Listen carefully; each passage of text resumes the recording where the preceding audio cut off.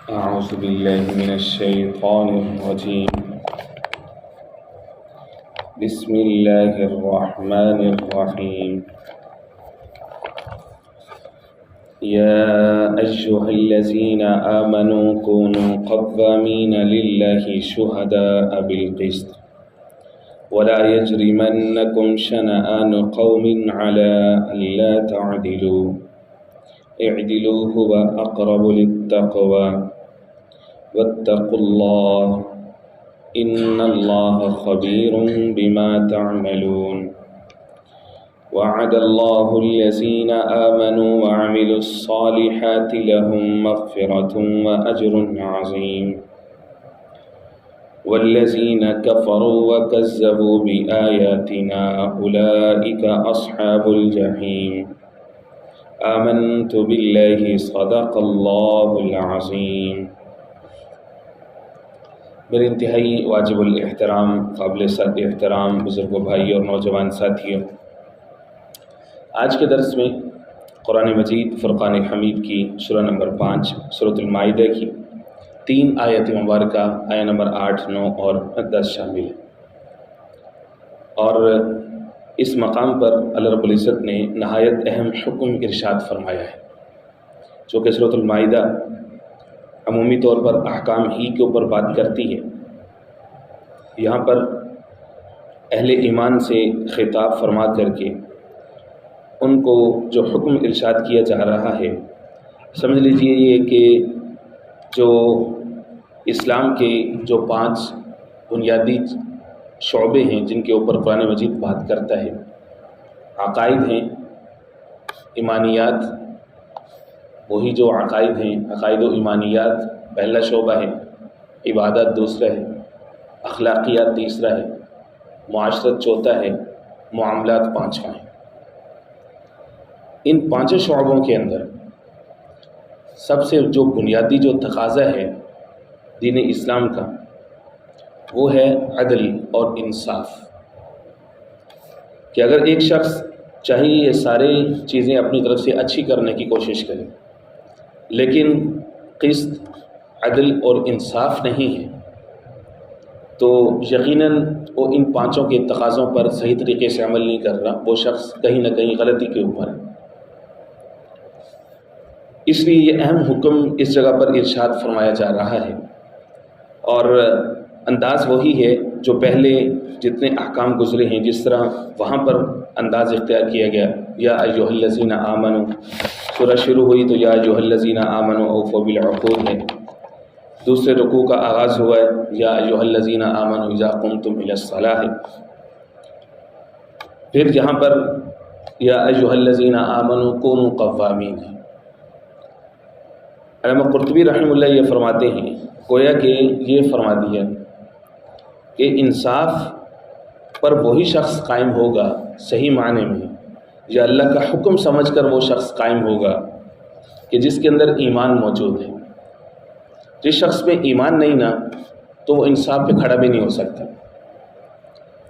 لوگ یہ کہیں گے کہ جی دنیا میں کئی سارے ایسے معاشرے، ایسی تہذیبیں ایگزسٹ کرتی ہیں جو اللہ کو نہیں مانتی، خالق کو نہیں پہچانتی، کسی مذہب پر عمل نہیں کرتی، لیکن لوگ جو ہے وہاں پر انصاف کی مثالیں دیتے ہیں کہ انصاف موجود ہے وہاں پر، لوگ خوش ہیں وہاں پہ، لوگ مطمئن ہیں۔ تو ایک بہت بڑے مفسر ہیں، مفسر قرآن امام ابو بکر جساس رحمہ اللہ، احکام القرآن ان کی کتاب ہے، ان کی تفسیر ہے حضرت کی۔ حضرت اس میں یہ فرماتے ہیں کہ بھائی ہم جو بات کر رہے ہیں نا کہ انصاف پر وہ شخص کھڑا ہو سکتا ہے جس کے اندر ایمان موجود ہے۔ انصاف کا مطلب سمجھیں، عدل اور انصاف کے درجات ہوتے ہیں۔ عدل کا ایک درجہ یہ ہے کہ انسان اپنے نفس کے ساتھ عدل کرے، کہ اس کی خواہشات کا غلام نہ بن جائے، جو نفس چاہتا جائے وہ یہ کرتا جائے، نفس کا بندہ نہ بنے، عبد البطن نہ بنے، یعنی پیٹ کا بندہ نہ بنے کہ اس کی خاطر جتنی ذاتی نارمز، اپنی ذاتی پرنسپلز ہیں ان کو بھی وائلیٹ کرتا ہے، ان کو بھی چھوڑتا ہے، یا جو معاشرے کے جو سیٹ کردہ قوانین ہیں ان کو بھی ترک کرتا ہے، مذہبی جو اصول ہیں ان کو بھی ترک کرتا ہے، بس اپنے پیٹ کی پوجا کرتا ہے بس۔ فرمایا عدل کا ایک درجہ یہ ہے کہ انسان اپنی خواہشات کے معاملے میں عدل کرے، اپنی اندر کی جو چاہت ہے۔ عدل کا ایک درجہ یہ ہے کہ انسان جو ہے وہ اللہ جل شانہ کے معاملات میں، اللہ کے احکام میں عدل کا مظاہرہ کرے، یعنی اللہ کے ساتھ کسی کو شریک نہ ٹھہرائے۔ سب سے بڑا ظلم یہ ہے کہ انسان اللہ کے ساتھ کسی کو شریک ٹھہرائے۔ تو فرمایا کہ وہ لوگ عدل پہ نہیں کھڑے ہوئے۔ تمہیں لگتا ہے عدل یہ ہے کہ کسی شخص پر کوئی ظلم ہو گیا تو اس کو انصاف دے دینا، تم سمجھتے ہو کہ عدل یہ ہے؟ یہ بھی عدل ہے، لیکن عدل کا اعلیٰ ترین درجہ یہ ہے کہ انسان اپنے خالق کو پہچان جائے، آیا کہاں سے ہے، پیدا کیا گیا ہے، کسی مقصد کے لیے پیدا کیا گیا ہے، آبجیکٹیو آف لائف کیا ہے، کیا چیزیں ہیں، کس کام کے لیے یہاں پر آیا ہے۔ ایک بندہ فرض کر لیجیے یہیں سے ہی ایک ملک سے دوسرے ملک جاتا ہے، اگر اس کے پاس کوئی آبجیکٹیو نہیں ہے تو لوگوں نے تو اسے کیا پوچھنا، وہ خود ہی اپنے آپ سے یہ سوال پوچھ کے اپنے آپ کو مار دے گا، تو یہاں پہ آیا کیوں ہے، کیا لینے آیا یہاں پہ؟ جب تک اس کے اندر کوئی آبجیکٹیو نہ ہو، کوئی مقصد نہ ہو، تب تک وہ اپنی ایگزسٹنس ہی وہاں پہ اس کو جسٹیفائی نہیں کر سکتا۔ تو ایسا کیسے ہو گیا کہ ایک شخص اس دنیا میں آیا ہے اور وہ بلا مقصد آیا ہے، وہ صرف اپنے کھانے پینے پیٹ پالنے کے لیے آیا ہے؟ یہ تو جانور بھی کر لیں، تو انسان کا کیا مقصد؟ تو فرمایا کہ وہ لوگ انصاف پر کھڑے نہیں ہوئے، بلکہ تمہیں انصاف کی تعریف کا پتہ نہیں۔ یا ایھا الذین آمنوا کونوا قوامین للہ شہداء بالقسط۔ الفاظ دیکھیے کتنے مضبوط ہیں، کتنے پائیدار ہیں، اور ان میں طاقت کتنی زیادہ ہے۔ فرمایا اے وہ لوگوں جو ایمان لائے ہو، مومن تو تم بن گئے ہو، کونو، حکم یہ ہے کونو، تم ہو جاؤ۔ کن یہ واحد مذکر حاضر امر کا صیغہ ہے، جیسے وہ قرآن مجید کی متعدد آیات میں کن فیکن آتا ہے۔ کن، اللہ فرماتے ہیں کن ہو جا، فیکن تو وہ چیز ہو جاتی ہے، تو کن سے یہ جمع کا صیغہ ہے۔ کونو، تم بن جاؤ یا تم ہو جاؤ، قوامین، کھڑے ہونے والے۔ قوام کا جو لفظ ہے یہ قیام سے نکلا ہے، قیام کھڑے ہونے کو کہتے ہیں، وہاں سے اس میں فاعل ہے قائم، کھڑا ہونے والا۔ قوام کا جو لفظ ہے یہ سپرلیٹو ڈگری ہے، اس میں مبالغہ ہے۔ قوام بہت زیادہ کھڑا ہونے والا، یعنی مضبوطی کے ساتھ جمنے والا، کوئی کمپرومائز نہ کرنے والا، اس کو کہتے ہیں قوام۔ جیسے سورہ نساء میں گزرا الرجال قوامون علی النساء، جو مرد ہیں وہ قوام ہیں عورتوں کے اوپر۔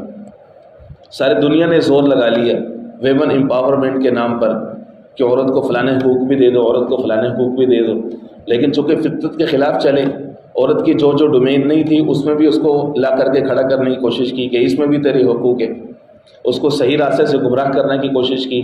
دین اسلام کی جو روشن تعلیمات ہیں اس سے ہٹے اور خود ساختہ اور عقل کی بنائی ہوئی آزادی کا نعرہ اس کو دیا۔ اب جو ہے وہ نسلوں کی نسلیں تباہ ہو رہی ہیں۔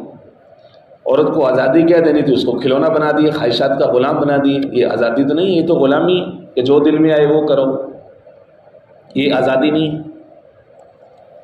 تو اس لیے فرمایا الرجال قوامون علی النساء، ساری دنیا ادھر کی ادھر ہو جائے، اللہ کا فیصلہ ہے کہ مرد کو پیدا کرنا اس کی ڈومین آف لائف الگ ہے، عورت کی الگ ہے، اس کا اسفیئر آف ورک الگ ہے، اس کا الگ ہے، دونوں شانہ بجانہ آ جائیں، فطرت کے خلاف ہے۔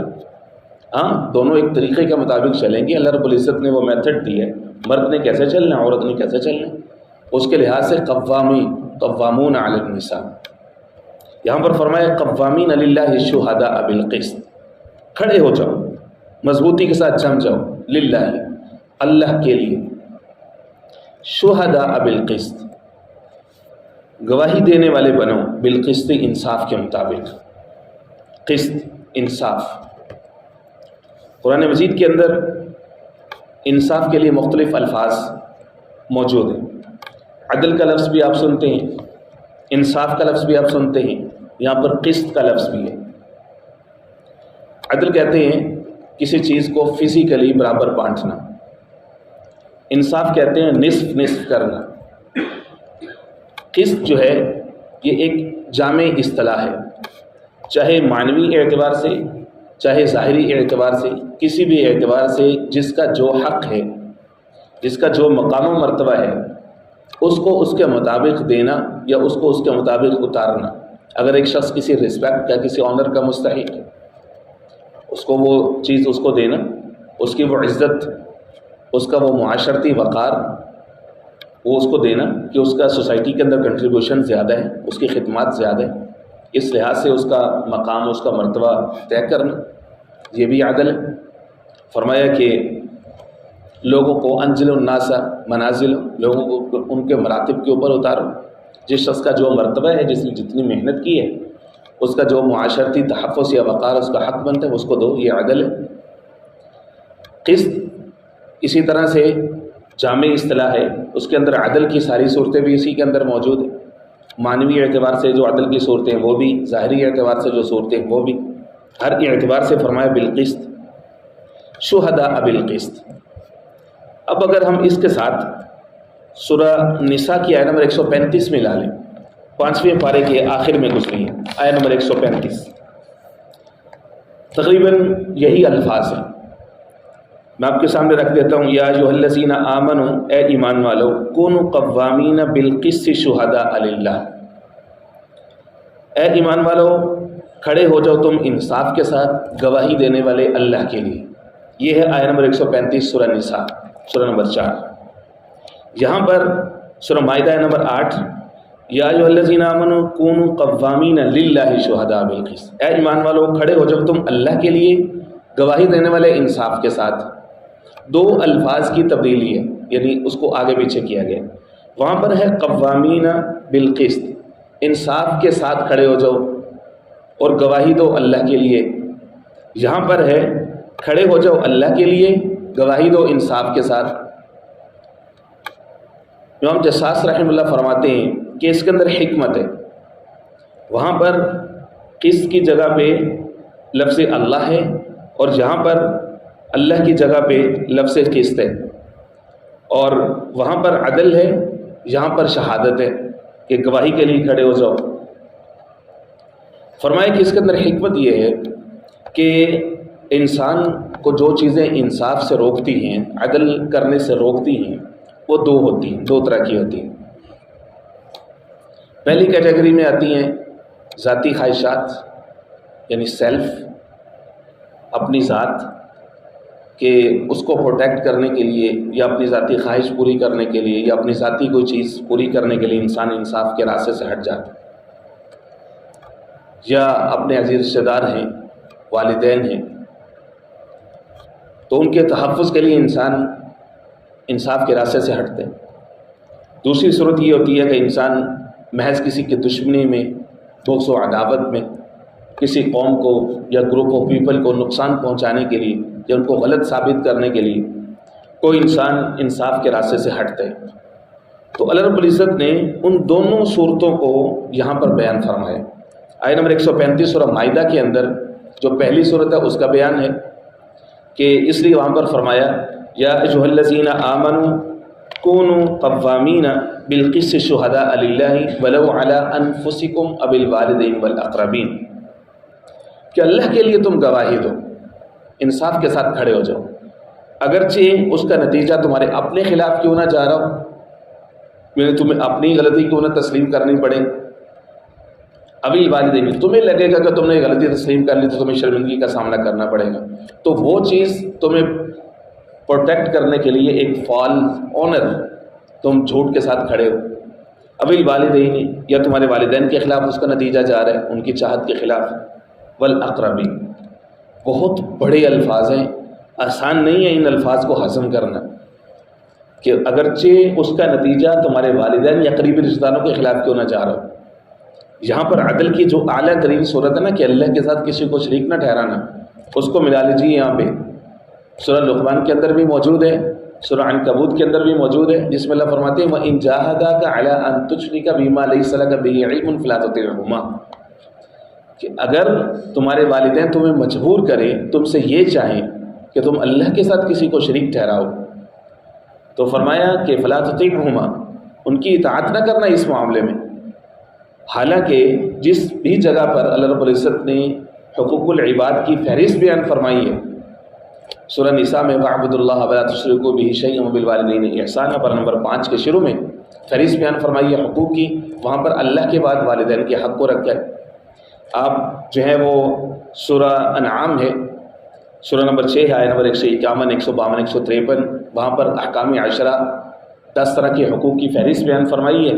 وہاں پر اللہ رب العزت نے سب سے پہلے اپنا حق وَلَا تُشْرِكُوا بِهِ شَيْئًا، اللہ کے ساتھ کسی کو شریک نہ ٹھہراؤ، وَبِالْوَالِدَيْنِ إِحْسَانًا، والدین کے ساتھ حسن سلوک کرو.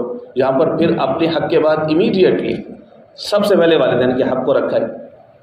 اسی طرح سے سورہ بنی اسرائیل ہے، سورہ نمبر 17 اور آیت نمبر 23 سے پھر حقوق کا ایک لمبا ایک فہرست ہے، چارٹرڈ ہے پورا کا پورا. وہاں پر بھی اللہ رب العزت نے وَقَضَىٰ رَبُّكَ أَلَّا تَعْبُدُوا إِلَّا إِيَّاهُ وَبِالْوَالِدَيْنِ إِحْسَانًا، اللہ تمہیں حکم دیتا ہے کہ اس کے سوا کسی کی عبادت نہ کرو، کسی کو معبود مت بناؤ، اور والدین کے ساتھ حسن سلوک کرو. سب جگہ پر اللہ رب العزت نے اپنے بعد سب سے پہلے والدین کا تذکرہ فرمایا، سب سے پہلے وَبِالْوَالِدَيْنِ إِحْسَانًا، کہ والدین کے ساتھ حسن سلوک کرو. یہاں پر گویا کہ اشارتاً اسی معاملے کو انڈورس کیا کہ اللہ کے معاملے میں، انصاف کے معاملے میں تم نے کسی کی پرواہ نہیں کرنی، اس لیے فرمایا وَلَوْ عَلَىٰ أَنفُسِكُمْ أَوِ الْوَالِدَيْنِ وَالْأَقْرَبِينَ.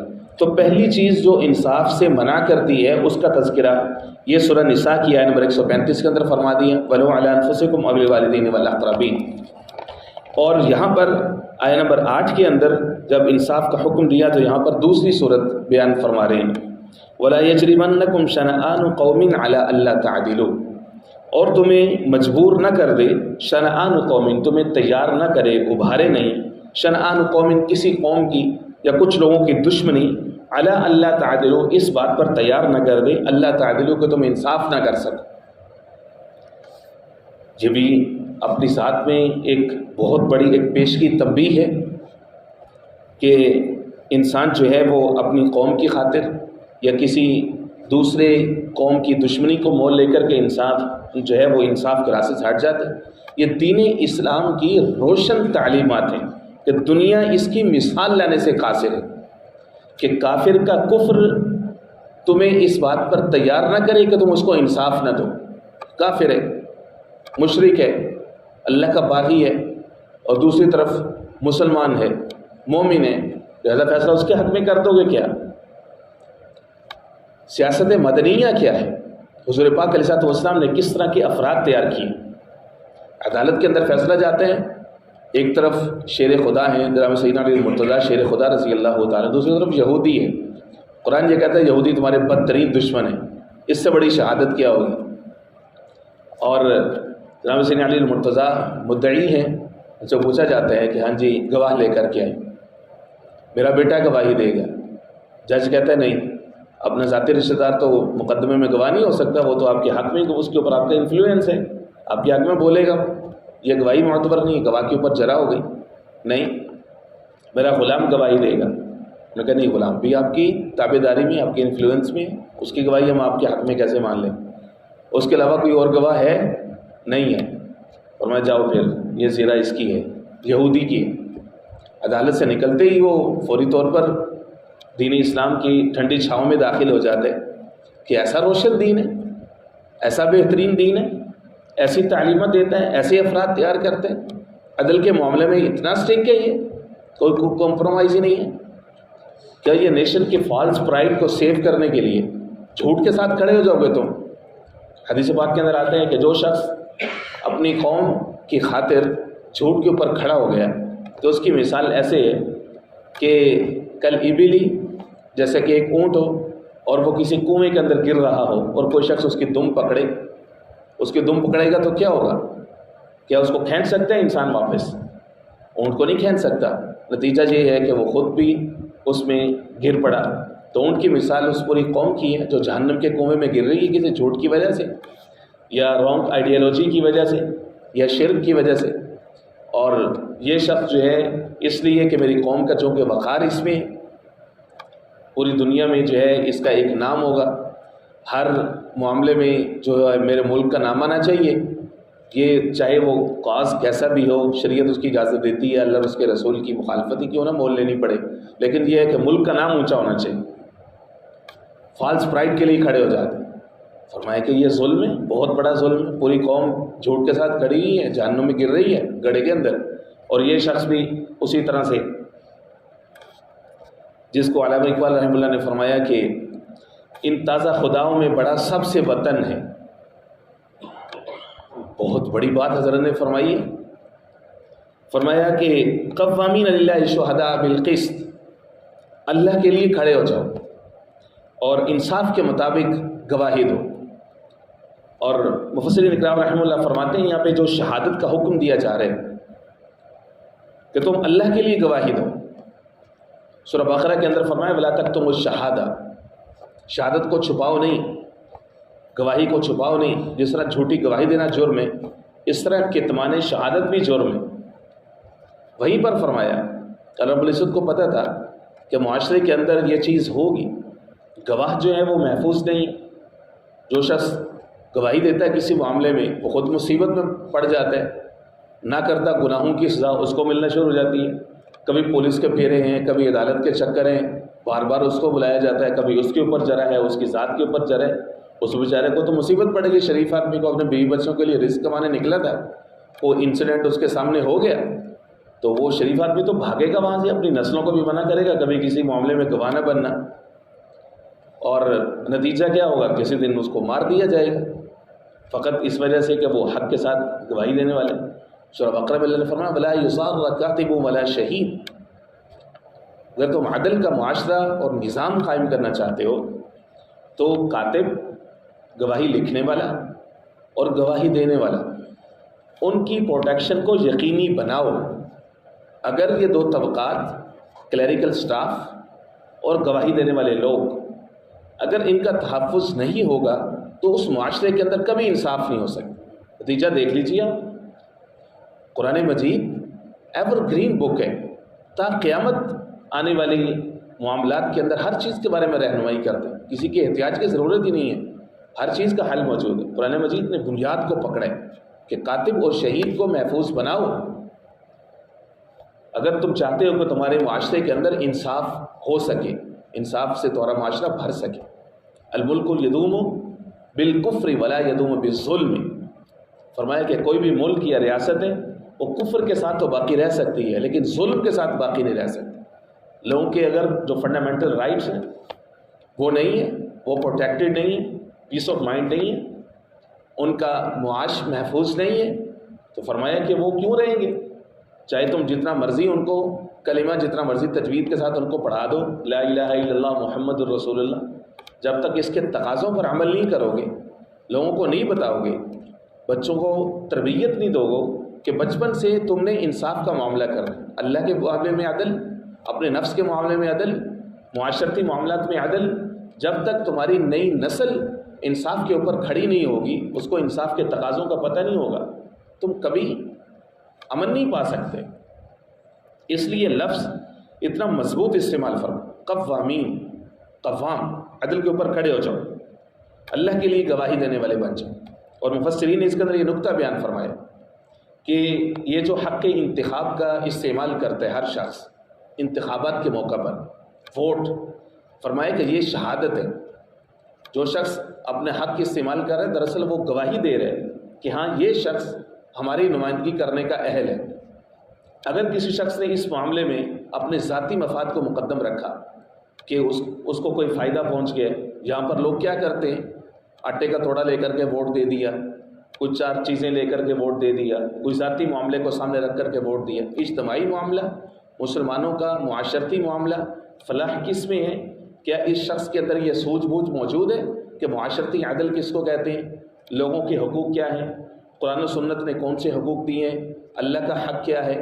اس بات کا کوئی پتہ نہیں، صرف اور صرف پیسہ اور طاقت کی بنیاد پر لوگ اس کے حق میں شہادت دینے کے لیے کھڑے ہو جاتے ہیں، گواہی دیتے ہیں، نتیجہ معاشرے کی تباہی ہے۔ اور آپ نئی نسلوں کو یہ گویا کہ یہ درس دے دیتے ہیں کہ بیٹا تمہارے پاس پیسہ ہوگا، طاقت ہوگی تو تم کامیاب ہوگے، پیسہ اور طاقت ہی ہم نے بنیاد بنا دی۔ فرمایا کہ اعدلو، عدل کرو. ایک ہی آیا میں بار بار اسی معاملے کو ریپیٹ کیا جا رہا ہے. اعدلو، عدل کرو. ہوا اقرب للتقوی، وہ تقوی کے سب سے زیادہ قریب ہے. تقوی دین و شریعت کی روح ہے، یہ اندر کی تبدیلی کا نام ہے. جب تک انسان اندر سے تیار نہ ہو کسی کام کے لیے، دنیا کی کوئی طاقت اس کو قائل مائل نہیں کر سکتی. یہ دا بگیسٹ فورس جو قرآن مجید انٹروڈیوس کرواتے ہیں. دنیا کی کوئی پولیس، کوئی فوج اور کسی بھی طریقے کی کوئی طاقت وہ انصاف کے اوپر لوگوں کو کھڑا نہیں کر سکتی انٹل انلیس کے اندر سے ان کے اندر یہ چیز شامل نہ کر دی جائے ان کی تربیت کے اندر کہ تم نے انصاف کے اوپر کھڑا ہونا ہے. ہوا اقرب للتقوی. اسی طرح کی آیا، یہ چند آیات پیچھے سورہ مائدہ کے نمبر 2 کے اندر گزر چکی ہے. اس کے اندر اللہ رب العزت نے یہ فرمایا وَلَا يَجْرِمَنَّكُمْ شَنَآنُ قَوْمٍ أَن صَدُّوكُمْ عَنِ الْمَسْجِدِ الْحَرَامِ أَن تَعْتَدُوا، کہ کسی قوم کی دشمنی تمہیں مجبور نہ کرے کہ تم مسجد حرام سے لوگوں کو روک دو. انسان بعض دفعہ کسی دوسرے کو خوش کرنے کے لیے اللہ کے مقابلے پہ اتر آتے ہیں. فرمایا فَاتَّقُوا اللَّهَ، اور تم ڈر جاؤ اللہ سے. تقوی آپ نے دیکھا کہ سورہ مائدہ احکام سے بھرپور ہے، اور ہر حکم کا جو اینڈ آ رہا ہے وہ تقوی کے اوپر اس کے ساتھ اس کو کنکلوڈ کیا جا رہا ہے. آیت نمبر 2 کی مثال میں نے ابھی آپ کے سامنے رکھی. اس کے بعد جہاں جہاں پر بھی احکام کا تذکرہ ہے، اس سے امیڈیٹلی پہلے طہارت کے احکام چل رہے تھے، وہاں پر بھی واتقوا اللہ ان اللہ علیم ذات الصدور. جہاں پر پھر واتقوا اللہ، اللہ سے ڈر جاؤ، ان اللہ خبیر بما تعملون، بے شک اللہ خبر رکھتے ہیں اس کی جو تم عمل کرتے ہو. وعد اللہ الذین آمنوا وعملوا الصالحات لهم مغفرۃ واجر عظیم. اب لوگوں کو قرآن مجید نے خود ہی کیٹیگرائز کر دیے، 2 گروپس میں بانٹ دیے. ایک طرف رحمان کی پارٹی ہے، حزب اللہ ہے، ایک طرف شیطان کی پارٹی ہے، حزب الشیطان ہے. آیت نمبر 9 اور 10 میں 2 حصوں میں تقسیم کر دی. فرمایا کہ یہ انصاف کے بارے میں قوانین ہیں. اب دیکھو اللہ وعدہ کر رہا ہے ان لوگوں سے جو ایمان لائیں گے اور اعمال صالحہ کریں گے، لہم مغفرۃ و اجر عظیم. اللہ کا وعدہ ان کے لیے بخشش کا ہے اور اجر عظیم کا ہے، بہت بڑا اجر اللہ رب العزت ان کو نصیب فرمائیں گے. اجر عظیم کا تعلق صرف آخرت سے نہیں ہے، دنیا میں بھی اللہ رب العزت پاکیزہ زندگی، خوشحال اور امن نصیب فرماتے ہیں ایسے لوگوں کو اور ایسی قوم کو، اور آخرت میں بھی ان کے لیے فلاح اور بھلائی ہے. فرمایا یہ ان کے لیے اجر عظیم کا وعدہ ہے. دوسری طرف والذین کفروا، جو لوگ کافر ہیں، وکذبوا، جھٹلائے ہیں، بآیاتنا، ہماری آیات کو. جھٹلانا یہ نہیں ہوتا کہ زبان سے بندہ اقرار نہ کرے یا زبان سے جھٹلا دے کہ میں قرآن مجید کے احکام کو نہیں مانتا. صرف کافر وہ نہیں ہے، صرف جھٹلانے والا شخص وہ نہیں ہے. بات ہے عمل کی، کہ اس معاملے میں وہ عملی طور پر اللہ کی آیات کو جھٹلا دے. سود کا نظام ہے، جھوٹ کا نظام ہے، جھوٹی گواہی کا نظام ہے، رشوت کا نظام ہے، سود خوری کا نظام ہے. جتنی مرضی نمازیں پڑھ لو، جب معاشرہ، تجارت، معاملات سارے اللہ کے احکام کی خلاف ورزی کے اوپر کھڑے ہوئے، 6 معنی دارت، زبان سے کہہ بھی دیا لا الہ تو کیا حاصل، قلب و نظر نہیں، مسلمان تو کچھ بھی نہیں. آپ کے معاملات اللہ کے احکام کے مطابق نہیں کھڑے ہوئے تو وہ مسلمانیت تھوڑی ہے، وہ تو منافقت ہے. فرمایا کہ وکذبوا بآیاتنا، ہماری آیات کو انہوں نے جھٹلایا، ای بالعمل، یعنی عمل کے اعتبار سے جھٹلا دی. اولئک اصحاب الجحیم، فرمایا کہ یہ لوگ جہنم والے. اور پر سمے نصیب فرمائے بسم اللہ الرحمن اللہم صلی علی سیدنا و مولانا محمد النبی الأمی وعلی آلہ واصحابہ وبارک وسلم تسلیما کثیرا کثیرا. اللہم نور قلوبنا بالقرآن وزین اخلاقنا بالقرآن وادخلنا الجنة بالقرآن ونجنا من النار بالقرآن یا رحیم یا رحمن یا رحیم یا رحمن. اللہم اشف مرضانا ومرضى المسلمین. صلی اللہ تعالی